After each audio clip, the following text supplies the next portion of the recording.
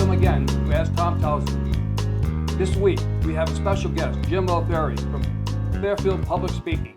Thanks for coming in, Jim. Thank you, Tom. Good to see you. I want to know about your early speaking experience and how you got to where you are now. If we have time, I want to tell you about Lee Iacocca because I was just going to bring that up. It's a great story. What's the story with you and Lee Iacocca? Did you help save Chrysler? No. Not quite. They don't have $4 billion. I was in Las Vegas at the Los Angeles Times, and I had the automotive category. So my clients were BMW, Rolls-Royce, so I had a great client list. And in Vegas, there was an automotive convention.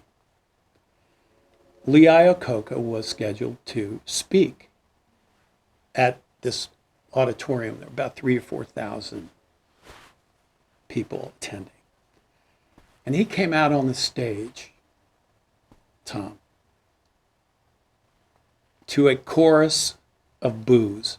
Now imagine anybody having to give a talk, and before you've even said one word, they're booing you.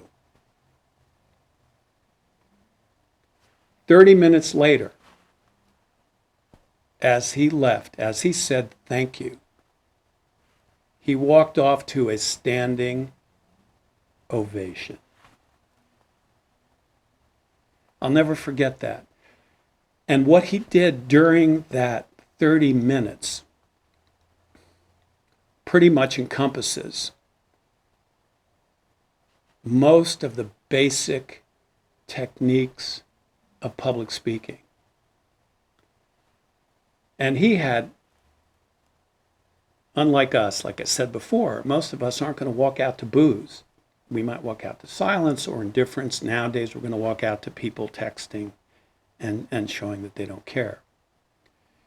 But at that time, Iacocca was not a very popular man because he was cutting back the company. They had problems with cash flow, so they had to cut jobs. So in Michigan, I think it's Lansing, Michigan, the people in the area were not working. So he wasn't a popular figure, and he knew that. That's why they were booing him. So he knew what his audience was thinking. And that's one of the first commandments of public speaking. If you have to give a talk, if you have to give a presentation, if you have to give any kind of communication to anybody, you've got to have an idea. You've got to know your audience.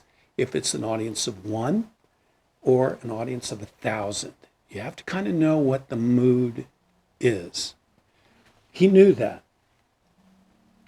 So he essentially came out and started to empathize with them. He said things like, I know what you're feeling. I know how important your family is to you. I know how important your children's future is to you. And it's my job to help you have confidence in your future. To do that, we have to make sacrifices. I'm not happy. I don't want to cut jobs, but I'm thinking about the future of the company. And in thinking about the future of the company, it helps to pave the way for the success and opportunity for your children. With Lee, it wasn't about him so much. It wasn't about you, Tom. It was about your kids. That's why you're working. That's why you're supporting your family. So he built this great story.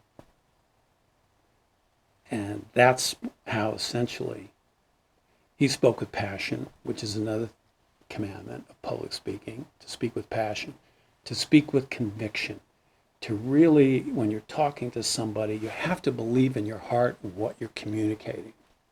That helps to engage.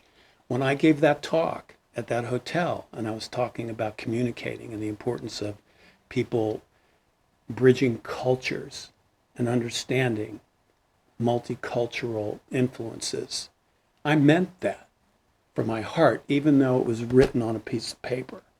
That's what helped me to connect. That's what helped me to engage.